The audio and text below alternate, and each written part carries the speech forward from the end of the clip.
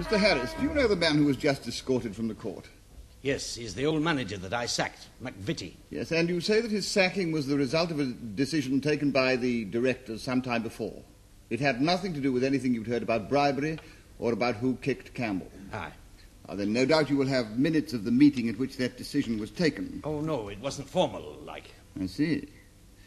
Decision of the board of directors taken informally at a meeting of which, contrary to the company's act, no minutes were kept. I assume that as McVitie has been in court throughout the hearing, that neither side intends to call him as a witness. Is that because nobody dares to? My lord, that's the sort of question I prefer not to answer. Yes, perhaps I shouldn't really have asked that. Carry on, Mr. Loyne. Mr. Harris, I put it to you that when you heard the word go round that it was a Fulchester player that had crippled Campbell, you resolved at all costs to stifle the rumour by inventing an alleged confession from the defendant in the hope that his conviction would smother the truth. I've never heard such arrant nonsense, and you can suppose what you like. But it's right, isn't it, that you sacked McVitie without giving him any prior warning or without giving him a reason? Yes. And now what are you going to do about it? It simply shows us, Mr. Harris, what kind of a man we're dealing with. I have no re-examination, my lord. You may go, Mr. Harris. My lord, that is the case for the prosecution.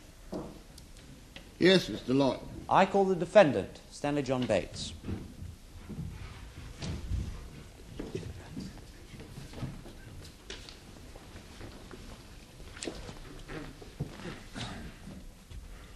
What is your religion? Methodist. Take the book in the right hand and read from the card. I swear by Almighty God that the evidence I shall give shall be the truth, the whole truth, and nothing but the truth.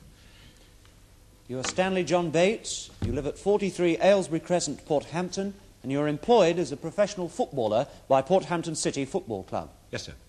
Now, Mr. Bates, how would you describe your tactical role in the Porthampton team? I'm what's called a stopper, on the left side of the field. For the match in question, were you detailed to mark Arnold Campbell specifically? No, only if he came across on the left. Campbell used to wander all over the field, you see.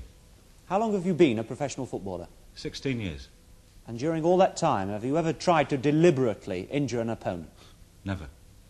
Now, I'd like you to tell the court, in your own words, what you recall of the incident in which Arnold Campbell was injured. Well, we were standing behind the Porthampton defence wall waiting for the free kick to be taken. When the whistle went, he got up in the air and so did I. We were shoulder to shoulder. You weren't behind him, as the prosecution have mentioned? Definitely not. Go on. Well, the ball never came over. Did you see Campbell fall to the ground? Well, I didn't really notice at the time. I didn't fall and I ran off to clear the ball. When he was in the air, did you push him, as has been suggested? No, sir. So you're saying that immediately you touched the ground, you ran off following the play? Yeah, that's right. I ran off after the ball. Then the whistle went and all hell broke loose. A couple of the Fulchester players came after me and tried to land one on me. I didn't really understand why until I looked back and I saw Campbell on the deck. Then finally the ref called me over and gave me my marching orders. He sent you off? Yeah, that's right. Did you protest? Well, I did at first, yeah. Then you accepted the referee's decision? Well, of course, my lord. Then what did you do? I went back to the dressing room. Did Mr. Harris come into the dressing room? Yes, he did. Could you tell the court about the meeting that took place there between Mr. Harris and yourself? Well, I'd only been in there a couple of minutes when he barged in. He called me a lot of names, and he said, did I realise what he'd done to his superstar, as he called him? I told him I was very sorry about what had happened, but it got nothing to do with me, because I hadn't touched Campbell. So Mr. Harris's story that you admitted kicking him is untrue? I'm afraid so. Were you sorry to see Campbell injured? Well, yes, I was. Now, I'd like to ask you again. Did you foul Arnold Campbell in any way during the incident in question, either intentionally or otherwise? I didn't touch him. Thank you very much indeed, Mr. Bates. You described yourself as a stopper, Mr. Bates. There is another word in use, I believe. You are what's known as a destroyer. Yes, sir. What does that mean? Well, it means what it says. A destroyer of attacking movements. Now, you were just a stopper, but Arnold Campbell was a creative player, wasn't he? At times, yes. Now, during your 16 years in football, how many times has your name been taken by a referee for foul play? I don't know. More than 30 times? Well, I told you, I can't remember. More than 40? Well, I doubt it. 32 times, Mr. Bates, perhaps twice a season. Well, I think that was putting it a bit on the high side, my lord. Well, in the region of 30, then. Well, maybe 20, maybe 30. I told you, I can't be sure. Can you name any player who's been cautioned more often than yourself? Well, Not a fan, no, but there's a lot of players with worse records than mine, I can show you. I see. Now, let's turn to what happened at half-time during the match on December the 15th. Kevin Lewis made a joking remark about seeing you in the second half, and you said, "I'll see the lot of you in hospital first." Now, what did you mean by that? It was just a way of saying get lost. When you want to tell someone to get lost, you normally say that you'll see them in hospital. No. Only on a football field. Well, I was angry. Were you angry with Campbell? Well, mainly with Lewis, but I was angry with Campbell as well. He got me a booking in the first half by lying down and moaning after a tackle. I hadn't even touched him. You hadn't even touched him, just like the incident in the 76th minute when Campbell's hip was fractured. So, you're saying that twice in the same afternoon you were penalised for kicking Campbell, when in fact, on neither occasion, had you even touched him. Yes, that's right. Moving on to the incident in the 76th minute. Why did you jump in the air? To head the ball. No, but the ball never came anywhere near you, so why did you jump in the air? Well, why did Campbell jump? It was his team's free kick. He was expecting the ball. Yeah, and I was watching him. I knew it. You're forgetting. I'm a professional. No, Mr. Bates, I'm not forgetting that, I assure you. Now, you would have us believe, if I understand you right, that when Campbell fell to the ground, you were in no way responsible. Yeah, that's right. Well, then how do you explain it? Well, it's not my job to explain it. Well, nevertheless, you were next door to him, and as a professional... Look, if you really want to know, I think Campbell took a dive. Took a dive? Fell down on purpose, Mr. Logan. Thank you, my lord. Why should he do that? Well, the usual reason. To make it look as if I pushed him so that he'd get a penalty. Oh, really, Mr. Bates, you'll have to do better than that. Your own counsel has claimed that Campbell took a bribe to lose the match for his own team. Now, I ask you, if that were so, would he at the same time try to win them the match by gaining penalties? Well, look, quite honestly, I don't believe that Campbell was taking bribes. I mean, he didn't need to. He had everything going for him as it was. And if he simply took a dive, how did he come to have a broken hip? Don't ask me. I ran after the ball. Someone must have kicked him. Well, someone must have, but it wasn't me. How old are you, Mr. Bates? I'm 33, sir. Arnold Campbell is 22, isn't he?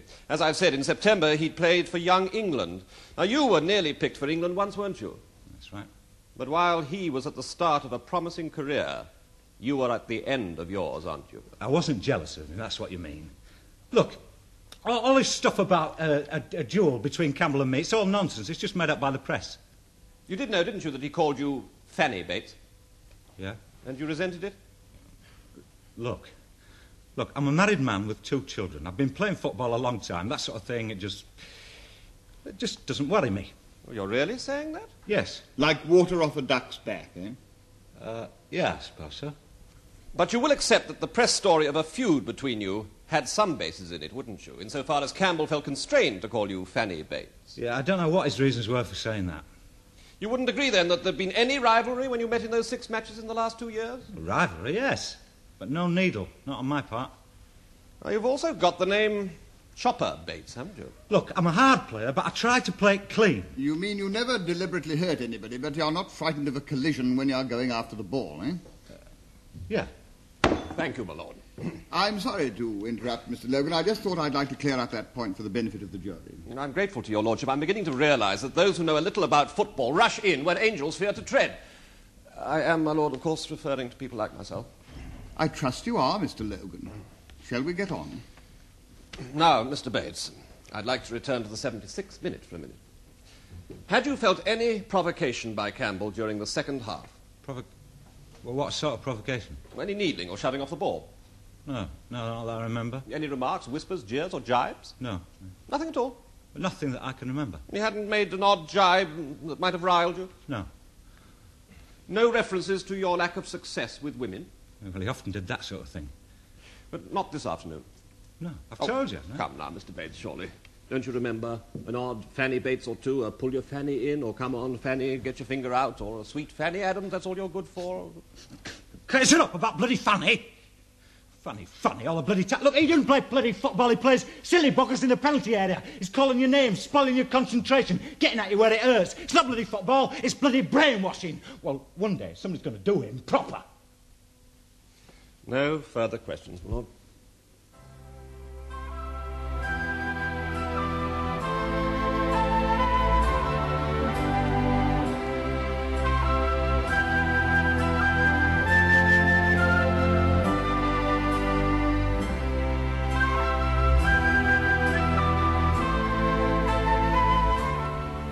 The case of the Queen against Bates will be resumed tomorrow in the Crown Court.